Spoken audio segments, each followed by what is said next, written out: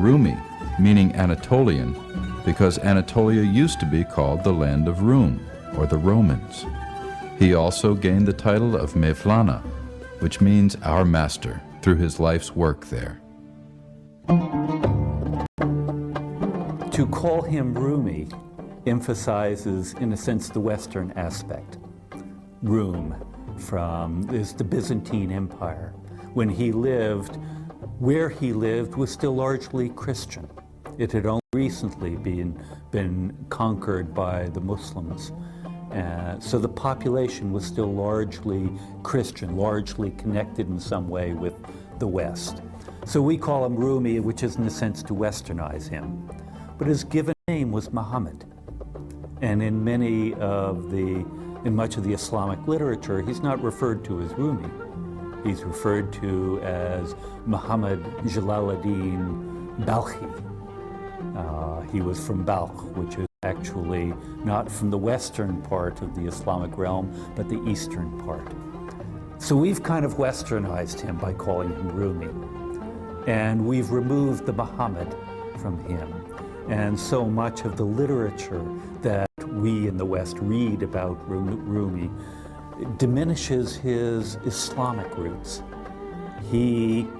Before he met Shamsuddin Tabrizi and discovered fully the mystical path, he studied law. He studied the essential Islamic sciences, and he was throughout his life rooted in those. Shamsuddin Tabrizi enabled him to move beyond those, but not to negate them, not to forget them. So we Westerners tend to take Rumi as the mystic without the Islam. And we treasure those passages, those few passages, in which he seems to negate religious differences. He says, whether Hindu, whether Christian, whether Buddhist or Zoroastrian or whatever, it makes no difference. And in one sense, that's true. These are part of the world of form. But in another sense, one has to pass through that world of form, through the particularity of religion, and that's important. For me, as a Christian, to read Rumi,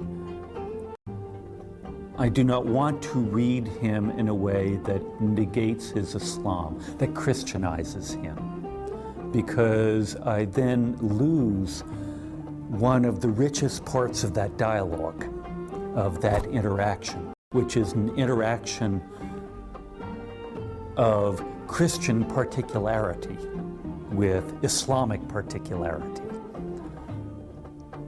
If I negate that particularity, the uniqueness of each tradition, its own particular form and pattern and history, then I lose the importance, the value of the conversation. It becomes chit-chat, in a sense. So it's important to remember that Jalaluddin Rumi is Muhammad Jalaluddin Rumi, and to engage in the particularity of and the uniqueness of that particular source of his knowledge.